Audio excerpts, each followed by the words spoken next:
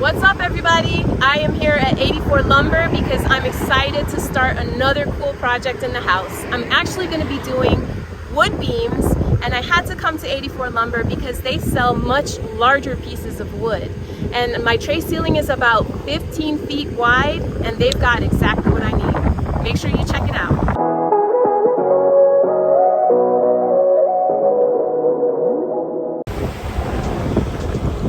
So I've got my wood. This is pine wood.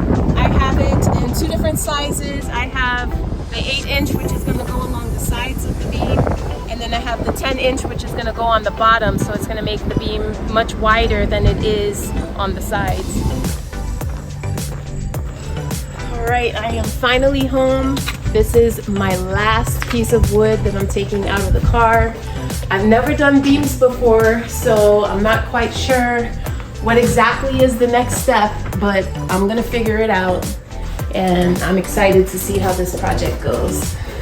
So today's a new day, and it's raining like crazy outside, so I have my boards inside. So we tried to lift up the boards and put them towards the ceiling, but they are so heavy and they're 16 feet long that I figured the first thing I should do is cut it into a more manageable piece. So what I'm gonna do is cut them down to 14 feet. The tray ceiling is about 13.5 feet long, so we'll start by cutting it down a little bit so it makes it easier to measure it once I get it up on the ladder.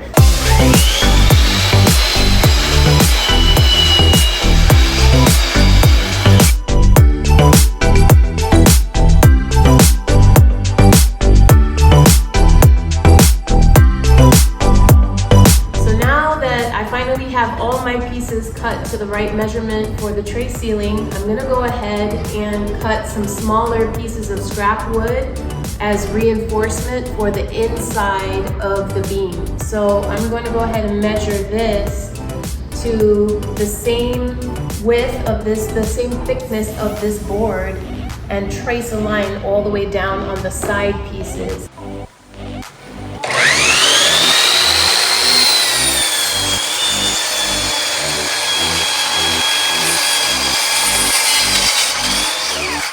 So these are what I'm going to use as my supports on the ceiling, and I just cut them up into little pieces so that way I can have the track run all the way across the ceiling, but I'm going to actually put the sides on first, so a little bit different this time.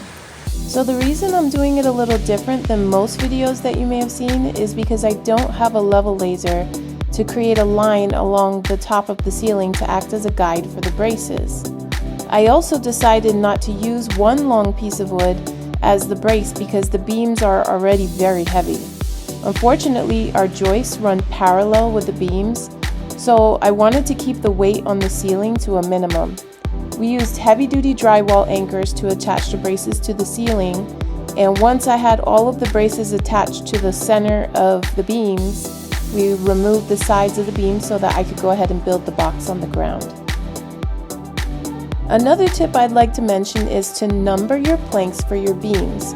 That way you make sure that you're putting the same exact ones that you measured in the same spot, because sometimes the tray ceiling is not perfect and one side can be shorter than the other by maybe 1/4 of an inch, and you want to make sure that those pieces go back up easily.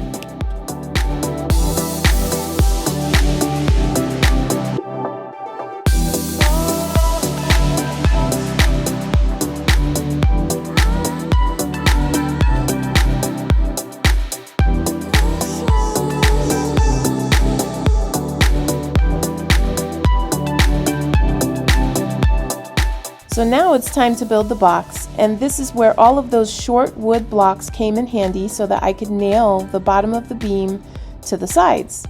I had some extra pieces of wood that I cut to the inside measurement of the box so that I could prevent the pieces from moving around. But they're not actually going to be permanently attached, so I just kept them in there so that it would keep the shape of the box while I was nailing it together. I also kept those extra pieces inside of the beams while I was doing the painting process, so that way when I laid the beam on its side, the wood wouldn't bend or warp.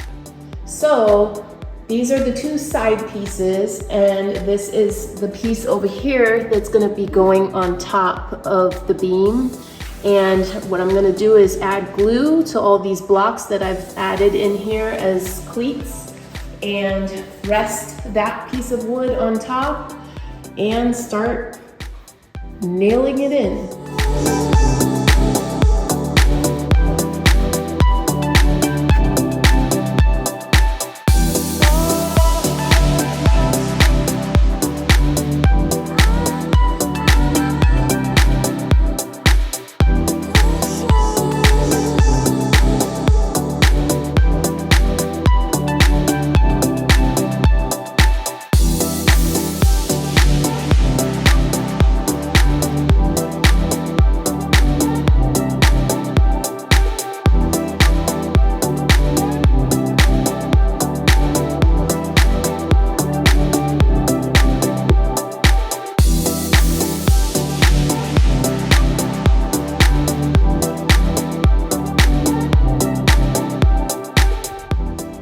Finally, it's a new day and I'm super excited because I get to move on to filling all the cracks and holes with wood putty. This is one of my favorite parts because I know I'm finally getting to the end of my project. And so once I finished up filling all those holes, it was time to sand.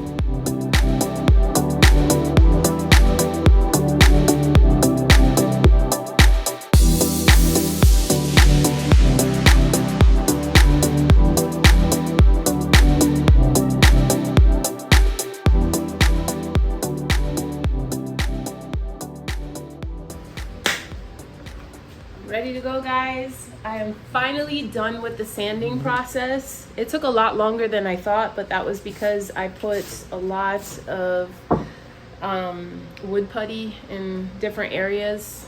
The perfectionist in me, I tried to cover every single hole and dent or whatever, but anyway, it's done. And so the next step is that I'm going to be putting this Minwax pre-stain onto the beams. The reason for the pre-stain is that there's some areas that are sanded more than others, and I want to make sure that the stain goes on evenly. And if you were to just put the stain directly on the sanded wood, there could be some parts that turn out darker than others, and so I want it to be a nice even stain. So the pre-stain will take care of that, and once I get the pre-stain on, I will go ahead and put on the custom stain that I created to match my cabinets. A million people have been asking me what the combination is, because if you check out my moss wall video, they say, what's the color of that stain? So I'm finally gonna tell you the numbers. I'm gonna show it to you because I wanna make sure that you can't ask me that question ever again. So these are the numbers. If you go to Sherwin-Williams, these are the numbers that you tell them. And if you love the color of the stain, that's going to be on the beams. And from my past video of the moss wall, this is it. So I hope that helps.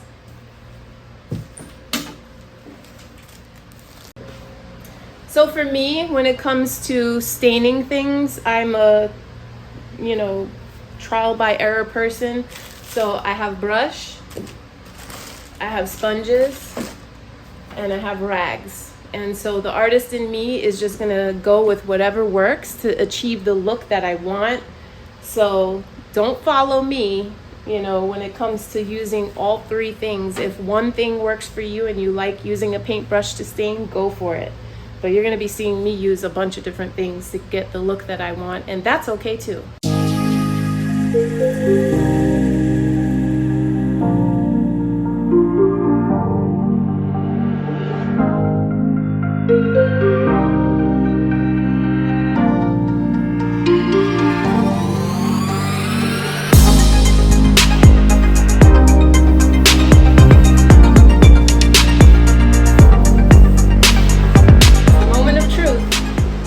Stain is on, and now it's time to stain, and I'm kind of nervous. I hope that it comes out the way I want it to. It should, but it's still nerve-wracking to stain something pretty big as this.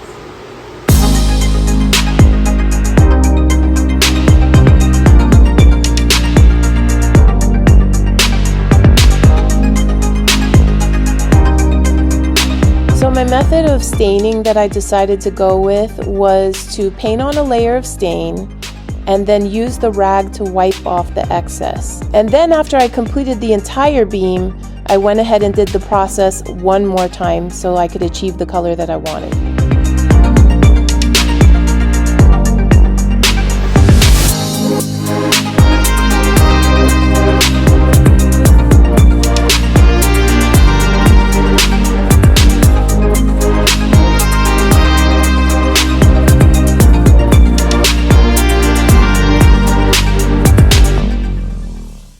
It's beam hanging day. I am so excited, and we actually invited our friends to come over and help us to put up the beams because these suckers were heavy and we didn't want to take any chances of falling off the ladder or dropping the beam, so it was better to be safe than sorry. Thank you so much, Mike and Sarika. We really appreciate your help. And so afterwards, once we got the beams up on the ceiling, we went ahead and secured the beams even further by adding more screws to the center of the beams in the brackets. And I also went a little OD and added nails from the nail gun into the other parts of the bracket too, because I wanted to make sure that these things were staying up there for good. Now, I've never done beams before, and I hope this inspired you to try something, even if you're not sure about it, because you know what? It might just come out great. And I'm pretty happy with the way it came out, and I could say it's another project in the bag.